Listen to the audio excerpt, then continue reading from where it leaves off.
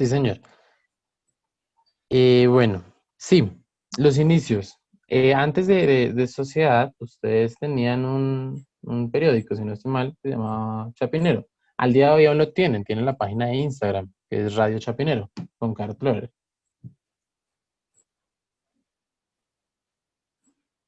¿Cómo fue eso? ¿Cómo inicia Chapinero? Chapinero comenzó en la Universidad de los Andes. Yo estudiaba biología y Carl, pues, Carl y yo nos conocíamos del colegio, del año, pues que Carl es 3 años menor que yo. Entonces él iba más atrás que yo, pero yo perdí sexto de bachillerato y al repetir sexto me hice amigo de él, que iba en cuarto de bachillerato con un grupo de música. Entonces tuvimos un grupo de música en el que ellos me invitaron a tocar, que yo les ayudara a sacar las canciones. Pues yo por oído tengo cierta habilidad para sacar canciones, más o menos aporreo un piano, entonces que si quería ser pianista. Eso fue en el año 76, 70, sí, 76. Y digamos que ahí empecé a trabajar controller en un cuarto de bachillerato, yo repitiendo sexto. Y el grupo, pues ahí, a pesar de todas las limitaciones de que, salvo el baterista, ninguno era músico de verdad. De todos modos, el grupo duró como hasta el año 79. Ahí seguimos tocando, ensayando, ocasionales presentaciones en murgas de colegios, pero digamos que yo seguí con Carl vinculado por ese grupo. Y en algún momento empezamos en los ensayos a hacer parodias de publicidad, de jingles que había en ese momento en la televisión, en la radio. Entonces descubrimos que había como una beta de humor que teníamos él y yo y como que nos entendíamos bien. Él en el año 78, yo ya me había graduado del colegio. Él hizo un periódico con Carlos Buitrago que se llamó El Irregulárico, del cual salieron 2 o 3 ejemplares.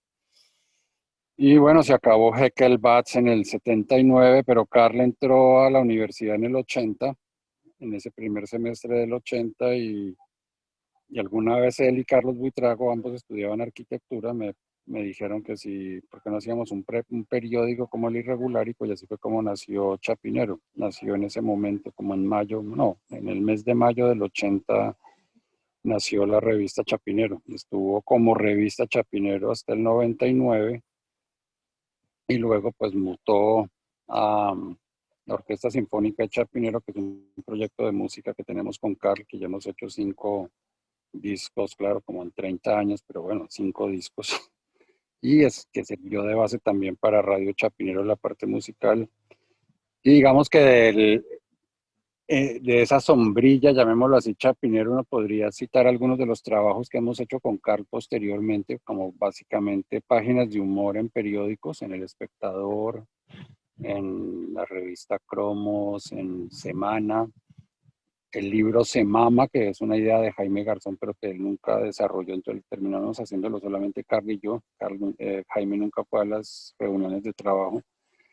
Y en revista Semana, pues salió Se Mama varias veces. Y en revista Semana también hubo otro proyecto que tuvimos Carl y yo entre 2007 y 2009, que nos alcahuetearon Alejandro Santos y Daniel Sampero Espina, que se llamó La Revista. Entonces yo pienso que todo eso forma parte de ese universo, llamémoslo así, que es Chapinero. Y usted pues hace un rato hablaba también de la página que teníamos en Semana, pero ya no la hemos vuelto a hacer, de Radio Chapinero. Que hicimos en Terra y luego lo revivimos en un podcast y luego pasó a Semana, pero no lo hemos vuelto a hacer.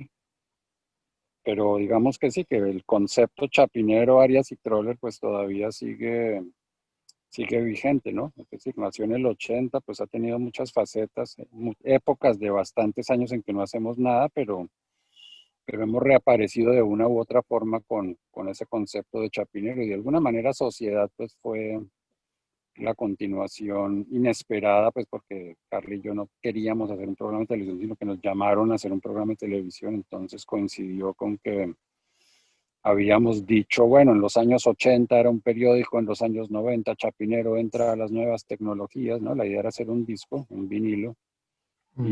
y además apareció pues como ¿cómo se dice eso? De carambola lo de sociedad y televisión. Entonces terminamos cumpliendo esa promesa de que íbamos a seguir, pero en otros medios, aunque la parte escrita nunca la hemos abandonado, ¿no? Porque hicimos bastantes libros y Semama pues es escrito y la revista también era escrito, pero digamos que ya ha seguido el concepto chapinero, sí, lleva ya sus, ¿cuánto vamos? ¿80, 40 años es eso o 50? No, 40 40 años, años. sí. Y más los 4 años controller del grupo de rock, pues 43, 44. Ok. ¿Cómo fue entonces conocer a Jaime Garzón? ¿Cómo lo conoció? Ay, perdón, que atravesé el tapado. Perdón. Yo conocí a Jaime en el año 1989 en el periódico La Prensa, un periódico que había en ese momento de la familia Pastrana. Yo trabajaba ahí en la sección de cultura, y, en los temas de ciencia, tecnología, una sección que se llamaba Vivir, ¿no? Que sería el equivalente a lo que en Semana es Vida Moderna más Cultura, en la revista Semana, donde también trabajé mucho en esos temas. Pero el hecho es que yo estaba ahí y Jaime en ese momento era alcalde de San Juan de Sumapaz, alcalde menor de esa localidad, ¿no? Él había trabajado en la campaña de Andrés Pastrana a la alcaldía y entonces cuando Andrés Pastrana llegó, pues ganó la alcaldía, pues lo nombró a él alcalde menor de San Juan de Sumapaz, pues Sumapaz se llama en realidad la localidad, que es toda la parte del páramo y la parte rural del sur de Bogotá que llega hasta el Meta y hasta el mismo Huila y limita con Cundinamarca. En fin, esta es una región bastante grande del distrito que es rural, que la mayoría forma parte del Parque Nacional Natural de Sumapaz. Y él llegaba de allá en un jeep y porque él era amigo de una periodista de la sección Bogotá que se llama Olga González, que en ese momento trabajaba en la prensa. Entonces Jaime, mientras ella terminaba de cerrar su sección, sus páginas de Bogotá, el jefe de la sección de Bogotá es un periodista, pues que ustedes ahora en Twitter es muy conocido, que se llama Gonzalo Guillén, era el jefe, el editor, pues él y Ricardo, también estaba ahí Ricardo Galán, pero bueno. Entonces Jaime, mientras salía Olga de sus tareas periodísticas, se metía a donde estaba yo. Entonces, la primera vez se presentó, hola Arias, ¿cómo le va?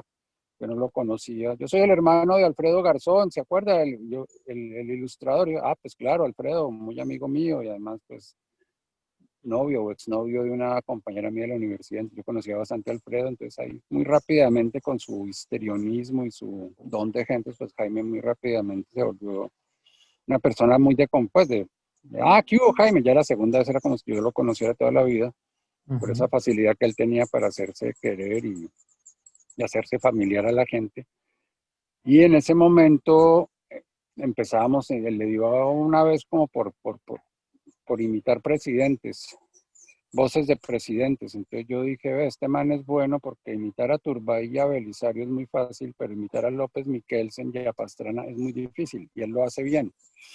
Y casualmente en esa época, Carl Troller y yo íbamos a unas reuniones en Cinevisión, la programadora, que había una iniciativa de Paula Arenas para hacer un programa de humor. Ella era la hija de los dueños de la programadora y era como la gerente de proyectos, algún título así tenía. Ella se inventó muchos formatos o trajo a Colombia muchos formatos de televisión muy innovadores en su época. Me parece que es una persona a la que nunca se le da el mérito y el que tiene, porque realmente fue fundamental lo que ella hizo en Cinevisión. Ella trajo a los Simpson, por ejemplo. Los Simpson no, eso fue idea de ella y los Simpson llegaron fue por Cinevisión. Ella los trajo. Ella y ya hizo posible seriados como La Alternativa del Escorpión, programas de variedades como Sexo, Mentiras y Videos. Una cantidad de cosas que aparecieron en la televisión de esa época fueron realmente iniciativas y una de ellas era el programa de humor. Entonces, cuando en alguna reunión controller con ella, con Rafael Chaparro, que fue el que nos llamó a esas reuniones, el escritor Rafael Chaparro, que era compañero de universidad de Paula, fue la primera persona que convocó Paula. Entonces Chaparro le sugirió a Paula que nos llamara a Troller y bueno, está Nelly Ordóñez, que era la directora producción de ese pues de esa programadora, no era canal, era programadora. Si dije canal es mentira, es programadora, esa era la época de las programadoras. Y yo llegué un día y dije, hey, conocí a un man buenísimo para el programa, que podría ser imita perfecto a López, a Pastrana, tatatín. Entonces quedó como listo, ahí ya hay alguien para el programa cuando salga.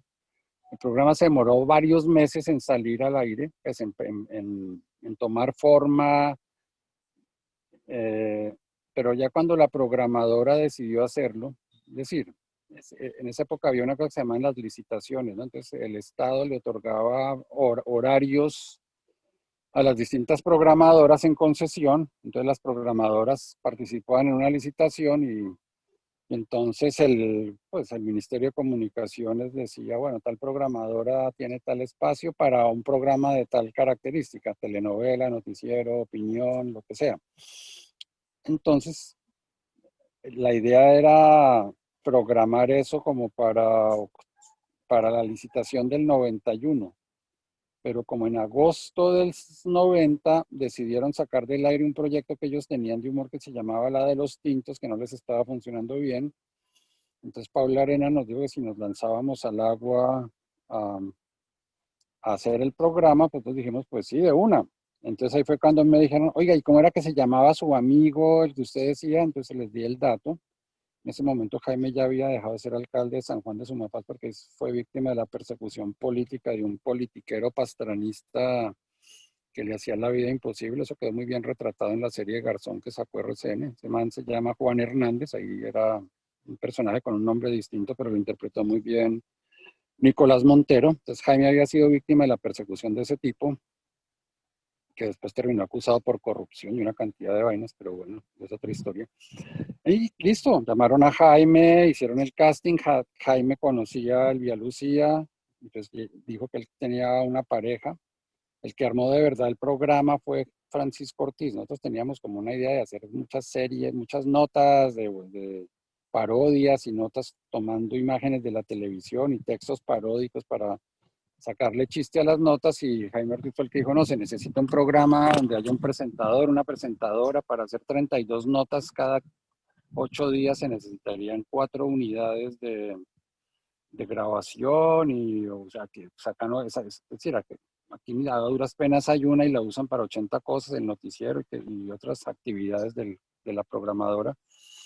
Entonces, esa estructura de sociedad la diseñó Francisco Ortiz, es decir, 2 presentadores que hablan de algún tema y le dan paso a unas notas y un noticiero que presentaba Jaime con un personaje que él tenía, al que le puso el nombre de Emerson de Francisco, que era una parodia de un presentador de noticias de los años 80 que se había ido a Estados Unidos y luego volvió acá, que se llamaba William Restrepo. Pues tenía mucha trayectoria porque había trabajado en Estados Unidos y tal. Entonces Jaime hizo una parodia muy buena de William Restrepo y lo llamó Emerson de Francisco. El de Francisco pues es por Claudia de Francisco, que era como la mano derecha de Andrés Pastrana en la campaña electoral, y luego en la alcaldía de Andrés Pastrana, pues, pues una mujer muy brillante, Claudia de Francisco. Entonces de ahí salió el de Francisco, no es por Martín de Francisco, que comenzó a figurar ya varios años después, sino por Claudia de Francisco. Entonces básicamente ahí nació Sociedad, arrancó el 31 de octubre del 90 con ese formato de Pacho Ortiz y bueno, pues Jaime resultó ser muchísimo más que lo que yo había dicho, el imitador de voces, sino un personaje mucho más importante y trascendente que un simple imitador de expresidentes de la República.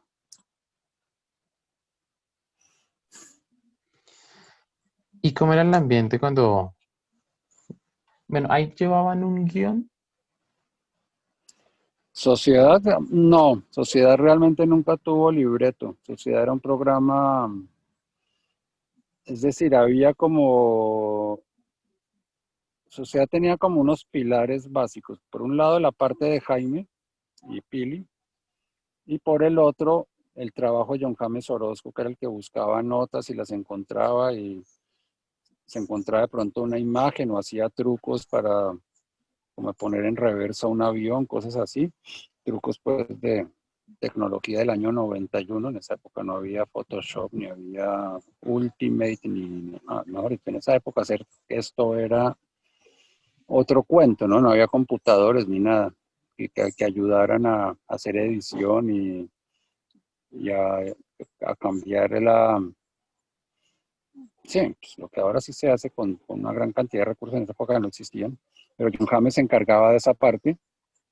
Entonces lo que hacíamos era una reunión los lunes por la noche, tarde noche, creo que de 6 en adelante, unas 8 o 9 de la noche por ahí, que se llamaba Tormenta de Ideas, pues el nombre lo tomó de la famosa Guerra del Golfo, que había tormenta en el desierto. Entonces alguien dijo, bueno, tormenta de ideas, y bueno, creo que ese nombre se le ocurrió a muchísima gente, pero todo el mundo habla de tormenta de ideas desde esa época. Ujú. Y en esa reunión más o menos definíamos el tema. John James decía que tenía, que había encontrado, cuáles son los temas de esta semana. Y muy rápidamente, al comienzo no era así, al comienzo siempre aparecían Jaime y Pili como en un fondo genérico, que siempre era como el mismo, pero a partir de cierto momento, que no recuerdo el año ni el mes exactamente cuál sería, comenzamos a hacer un tema. Y ya la escenografía de donde estaban Jaime y Pili era de acuerdo al tema. Entonces yo recuerdo, por ejemplo, que una vez era el hombre en la luna, entonces ellos estaban como en una carpa y en un paisaje lunar.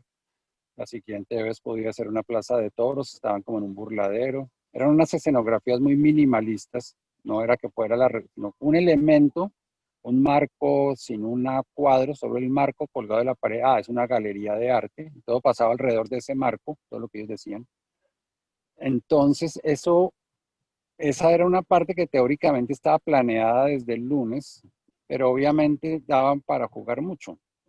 Entonces Jaime tenía un margen muy amplio para, si se le ocurrían cosas. Troller y yo y Chaparro generalmente estábamos en las grabaciones, casi nunca faltamos.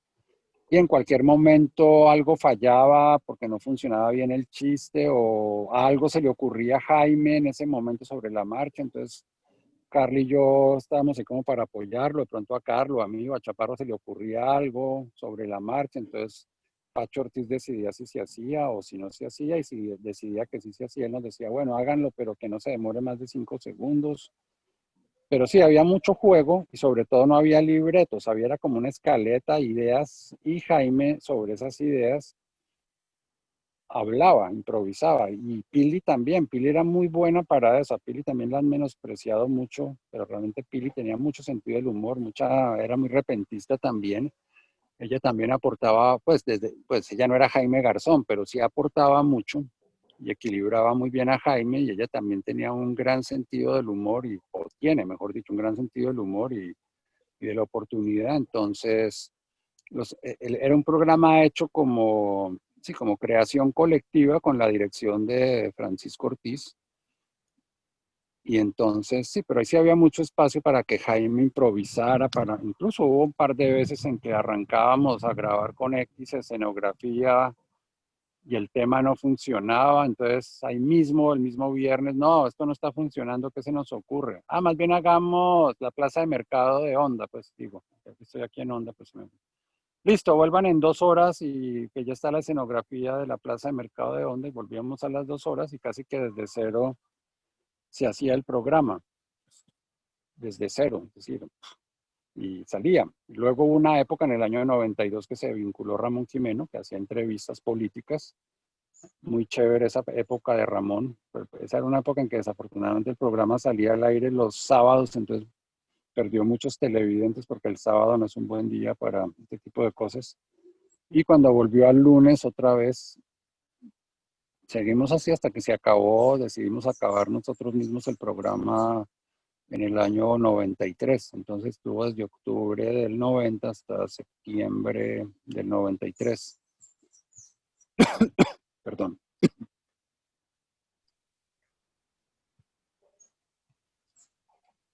¿Y cómo eran esos días de grabación? Un poco como le contaba, pues bastante, esos días de grabación eran pues como muy festivos en general, ¿no? Era como un ambiente muy alegre y muy como de juego, ¿no? Pues obviamente tenía que salir un programa de televisión y había una serie de cosas que había que hacer. y corta, se repite, vuelve y grabemos, pues todo como en un set, pero era como un ambiente muy, muy relajado en general. Una que otra vez Jaime hizo alguna pataleta, pero eso fueron más excepcionales o muy excepcionales, o a veces llegaba como deprimido, entonces el programa como que se lo echaba al hombro Pili y salía el programa gracias a Pili.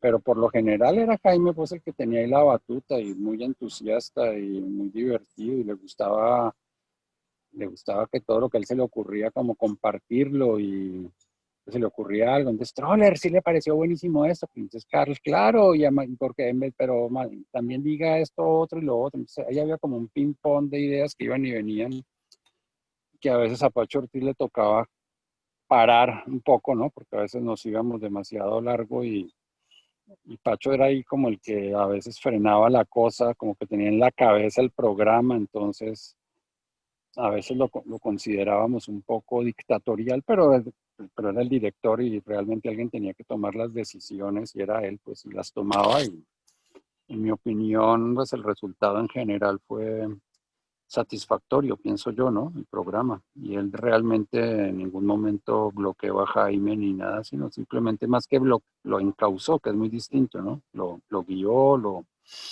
de alguna manera lo formó y también nos formó a nosotros, a Troller y a mí, pues que experiencia en televisión era mínima, pues, y él pues era ya realizador de televisión y de comerciales de televisión, o sea que él sí tenía ya un recorrido y una experiencia que nosotros pues afortunadamente supimos entender y aprovechar y pues, pues realmente fue bien importante, ¿no? Haber pasado por la dirección de Pacho Ortiz.